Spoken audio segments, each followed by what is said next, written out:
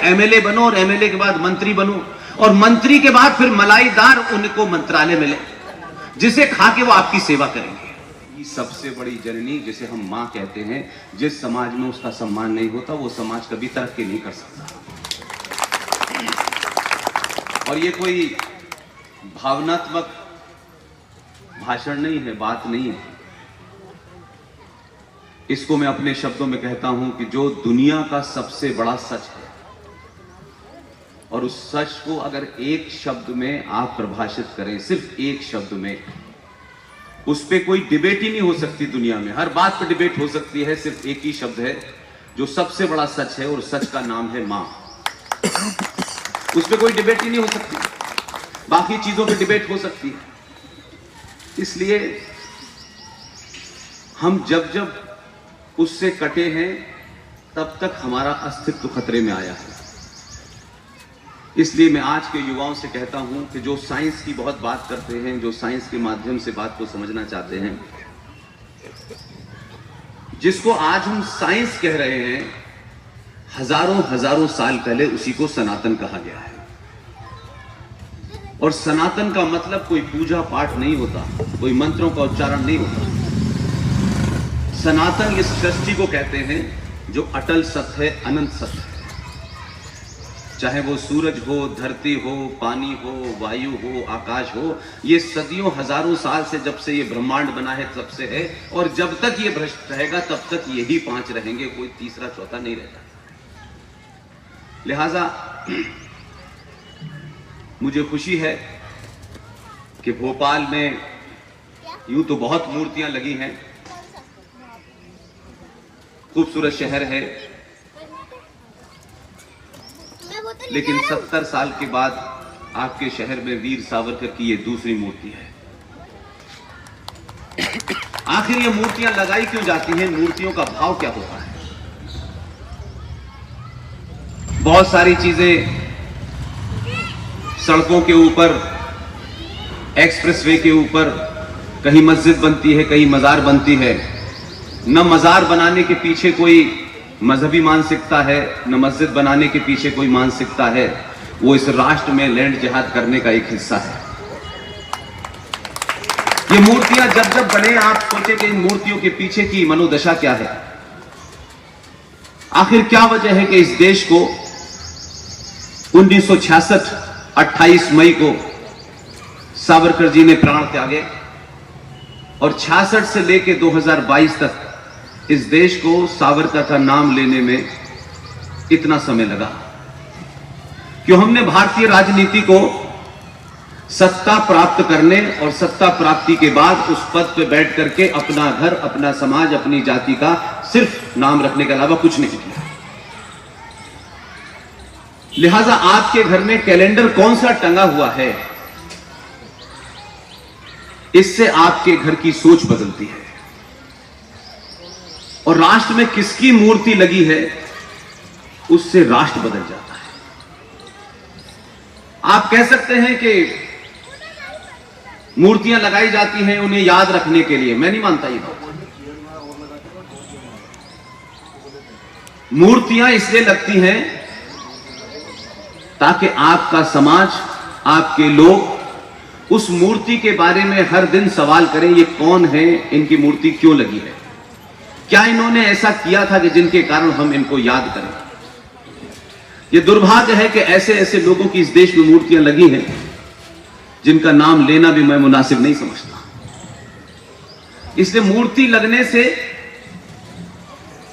कोई पार्टी, कोई संगठन बड़ा होता हो मैं नहीं मानता। जिस राष्ट्र के इतिहास में आपके असली योद्धाओं को, असली शूरवीरों को बौना कर दिया गया हो, उनकी चर्चा कम हो, इतिहास में उन्हें जगह कम मिली हो और चोर, उचक्के और दलालों की मूर्तियां लग रही हो, तो फिर समाज वैसा ही बनने लगता है। लिहाजा आपने इतिहास गलत पढ़ा या पढ़ाया गया, या आप पढ़ने के इच्छुक नहीं थे या सच जानने के इच्छुक नहीं थे, क्योंकि आपको लगता था कि इतिहास पढ़ाना सरकार का काम है। इतिहास पढ़ाना सरकार का काम नहीं है।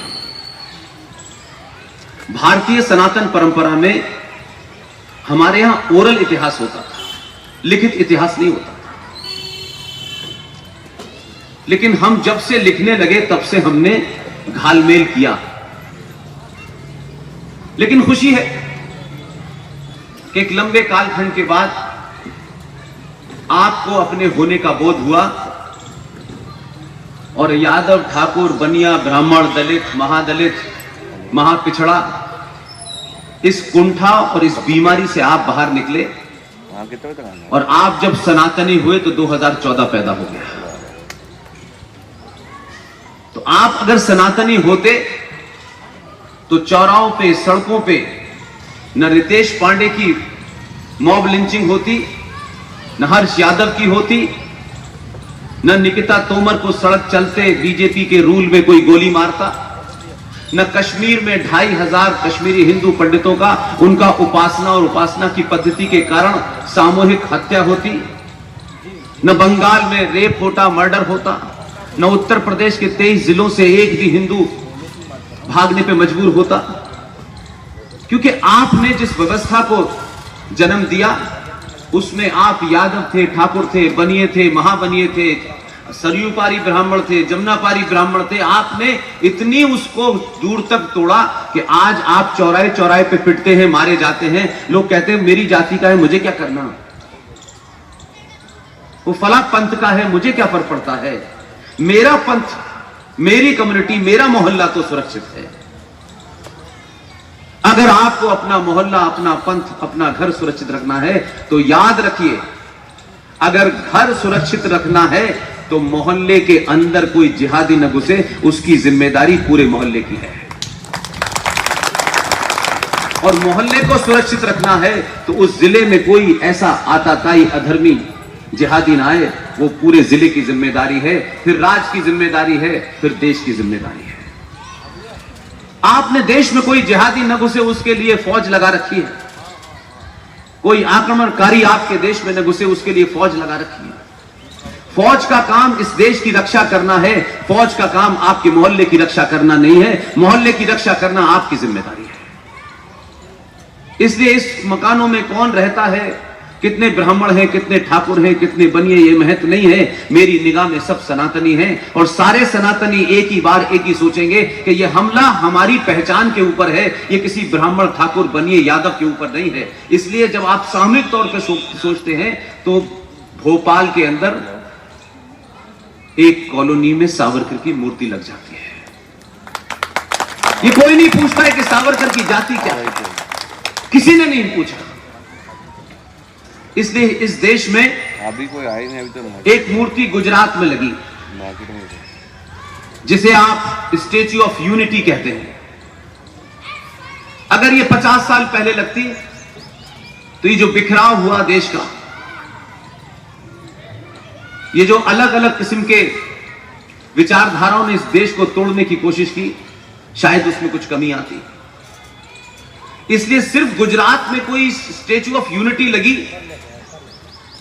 उसका नफा नुकसान अगर राष्ट्र के स्तर पर देखेंगे तो मैं मानता हूं कि ऐसी मूर्तियां बार बार उस आदमी द्वारा जो काम उसने किए, जिसे इतिहास में जगह नहीं मिलती, जिसे पढ़ाया नहीं गया, बताया नहीं गया, वो मूर्ति रोज लोगों को पढ़ाती है, रोज लोगों को सुनने पे बाध्य करती है और ये कोशिश करती है कि इस आदमी की इतनी बड़ी मूर्ति क्यों लगाई गई है। तो आज के बच्चे उसको जानना चाहते हैं, तब तथ्य पता चल जाते हैं, फिर भले ही स्कूल में न पढ़ाया जाए कोई फर्क नहीं पड़ता। इसलिए लोग कहते हैं कि ये मूर्तियां बनती क्यों हैं, बनाते क्यों हैं। मेरा मानना है एक लंबे कालखंड के बाद भारत के इतिहास में एक लम्हा, व्यक्ति विशेष के जीवन में एक छोटा सा क्षण आता है, तब उसको पूरा मौका मिलता है कि मुझे क्या करना चाहिए। अगर आपने उस क्षण सही फैसला नहीं लिया तो जीवन भर भटकते हैं। राष्ट्रों के जीवन में वो क्षण आता है, अगर उस क्षण को, उस लम्हे को अगर आपने मेरा तेरा, ऊंच नीच, ये वो, मेरा काम नहीं हुआ, चावल के दाम बढ़ गए, पेट्रोल के दाम बढ़ गए, अगर एक राष्ट्र के रूप में आप उस क्षण को इन कामों में लगा देंगे तो फिर दोबारा आपको मौका नहीं मिलेगा। इसलिए मैं मानता हूं मैं कभी इसमें इंटरेस्टेड नहीं हूं कि कौन सी पार्टी सत्ता में है। पार्टियां चली जाएंगी, ऐसा थोड़ी नहीं कि कोई पार्टी टूटी नहीं, कोई पार्टी बिखरी नहीं, या सभी पार्टी सत्ता में रही।